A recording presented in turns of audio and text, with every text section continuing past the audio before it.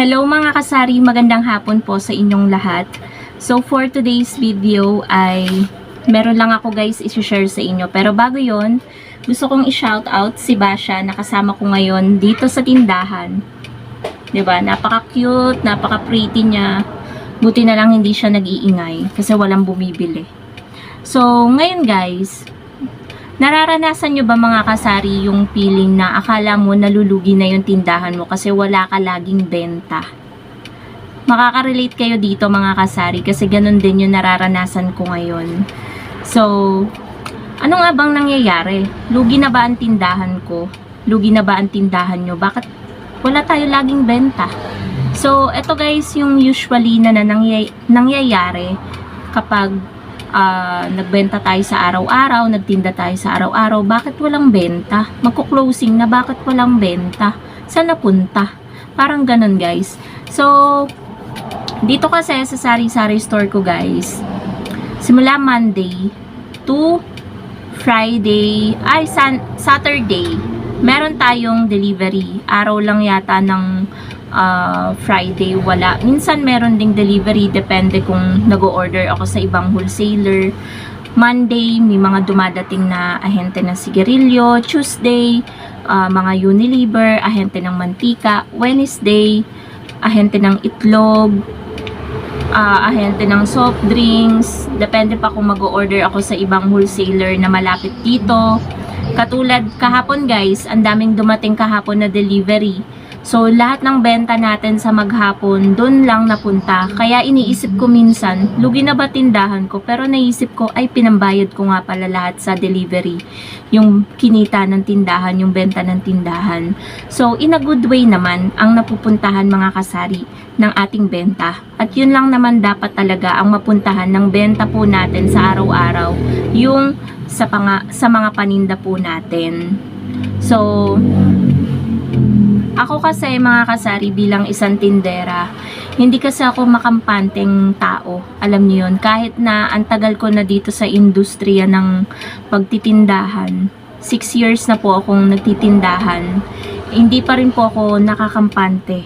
Kasi alam ko maraming nagsusulputan na mga ibang tindahan na minsan iniisip natin, ay mapera yun, baka wala nang bumili sa akin, ganito, ganyan.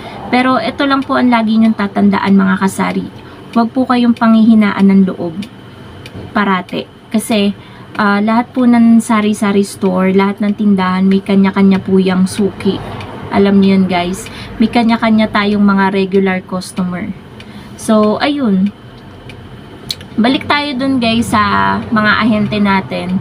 So, sobrang dami ng mga ahente ko, halos ng paninda ko, meron akong ahente. Ang wala lang po is sa mga frozen goods, ayan, yung mga paninda nating mga hotdog, nuggets, tocino, skinless, at kung ano-ano pa. Yan po ay binibili natin sa palengke. Nagmumotor po kami ni partner. So, ayan, tumahol na si Basha. Kasi guys, may nakatambay na hindi pamilyar na babae dito sa harapan. May kausap siya. Ayan, tinatahulan ng mga aso. So, wait lang guys. So, ayun nga po mga kasari, back to topic na tayo. Ako bilang isang tindera, alam niyo yung wallet ng sari-sari store? Teka, hanapin ko guys, wait lang, balik ako. Ayan po mga kasari, medyo tahimik na po ang mga alaga natin. Kaya, ayan, nakuha ko na guys yung wallet. Ito, hindi to natatagalan ng laman ng pera. Kasi alam nyo guys, kahapon, namili kami ni partner. 'Di ba? Alam ko kasi guys, ganito kasi yung strategy ko dito sa tindahan. Kapag alam ko na yung mga items ay paubos na or meron ng ubos, niyayakag ko agad si partner para mamili. Tapos dinadagdagan ko na lang ng mga fast moving, yung nakikita kong paubos na, nagdadagdag na lang ako ng stocks. Tapos ayun, namili kami sa Jim's Grocery. Ayan, doon ako namimili always sa Jim's Grocery kasi may card na din ako doon. So, nakakaipon din ako doon ng points na pwede kong magamit kapag medyo malaki na ipambayad sa kanila. So, ayun, binayaran ko yun 150 pesos. Pero sa Pure Gold, walang bayad guys kapag magpapa-member ka ng Aling Puring. So, ayun nga, namili kami, kaya hindi natetenggahan ng panay resibo ang laman ng wallet na ito. Alam nyo ba to guys? 3 to 4 years na sa akin. Buhay na buhay pa. Ito ay regalo ng pinamimilihan ko sa Genstar sa palengke. Ayan, gift to, Christmas gift. Kasi yung mga suki nila, binibigyan nila ng Christmas gift. Natandaan ko yung may binigay din sa akin na t-shirt na black. Hanggang ngayon, buhay na buhay pa yung t-shirt na yun. Ayun. So, kapag suki ka talaga sa palengke, kapag mga ganyang Christmas, may nakukuha kang gift sa kanila. So, ayun, thank you so much sa mga pinamimilihan ko sa palengke at ako ay naaalala nyo. Ayun nga guys, yun yung magandang gawain ng isang tindera, yung hindi natutulog yung pera sa wallet. Bagkos pinamimili agad ng tindera or pinamimili ko kaagad yung benta ng tindahan. Ano yun? So, ayun nga po mga kasari, kapag ganun po yung naging gawain nyo, kapag lagi po kayong namimili at parati po kayong may delivery, ganun po talaga ang mangyayari sa inyong benta. Makikita nyo talaga sa drawer or sa wallet na pinaglalagyan nyo ng benta araw-araw na wala kayong benta. Kasi nga, laging nasa paninda po yung benta or pera ng sari-sari store. At maganda naman yon mga kasari, hindi siya napupunta sa ibang bagay na hindi naman kapakipakinabang, hindi naman related sa ating sari-sari store. So, ayun po mga kasari, balik lang tayo doon sa sinasabi ko kanina na ako bilang isang tindera, hindi talaga ako, alam niyo yung nagpapaapekto sa mga kakompetensyang tindahan. Mas nagpo-focus po ako sa business ko, sa sari-sari store ko, kung paano ko pa siya i-improve.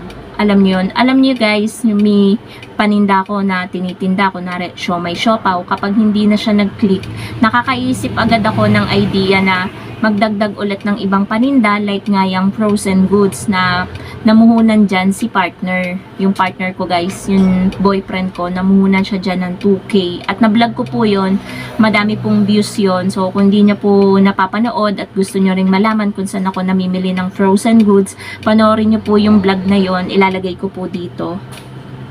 Ayan, may mga nagtatanong kasi, saan ba ako namimili ng mga frozen goods? So malalaman nyo dun guys. Pero sasabihin ko na din dito, namimili po ako sa Genstar, sa Manggahan, General Trias. Malapit siya sa Walter Mart. Ayan, medyo malapit. Tatawid lang, lakad ng konti, tapos Genstar na. So, ayun. Ano pa ba? Ayun nga guys, yung hindi ako nagpapa-apekto sa kung anong naririnig ko sa paligid ko. Nagpo-focus na lang ako sa aking negosyo. At yun nga yung nagiging dahilan sa sobrang focus ko, hindi ko namamalayan ko, bakit ba para akong walang benta? Ano ba? Lugi na ba ang tindahan? Tapos si partner nagtataka din siya mga kasari, bakit wala kang benta? Sabi ko, ang daming dumating na deliver sunod-sunod. Lalo guys, nung nakaraan, dumating yung itlog, dumating yung ahente ng soft drinks, dumating itong delivery ko kahapon from NSD Trading, 1,376. Tapos dumating si sigarilyo, kasabay nito dumating. So ang daming delivery na dumadating, plus namili pa kami kahapon ni partner. Pero ngayon guys, wala si partner, may trabaho siya. Kahapon, hindi siya pumasok kasi masakit ang ulo niya, pero niyakag ko pa rin mamili, 'di ba? Ganun talaga guys ang business-minded na tao. Kahit may nararamdaman na yung kasama, syempre naman mga kasari, tinanong ko muna siya kung kaya niya at kung masakit pa ba ang ulo niya bago ko siya yakagin. So, ayun. Syempre, mahalaga pa rin ang health natin at ng partner natin, kasi kung wala yung partner natin, wala tayong katuwang sa ating negosyo. Mahirap din, 'di ba mga kasari? Si Basha bumaba na. So, ayun lang guys yung dahilan kung bakit parating napapansin ko na laging ubos or parating walang benta yung sari-sari store ko. Kasi nga, always tayong namimili. ng mga kulang-kulang dito sa tindahan. Kaya mapapansin nyo mga kasari, parating maraming laman yung tindahan ko. Parang hindi nauubos, parang malago. Kasi nga kada may mauubos or paubos pa lang, namimili na agad ako or nagpapadeliver na agad ako. Or may dadating na ahente. Ganun guys yung always na ginagawa ko. So ayun guys, sana nagustuhan nyo po itong aking vlog. Thank you so much for watching and happy selling po sa inyong lahat. Magandang hapon po mga kasari. Bye!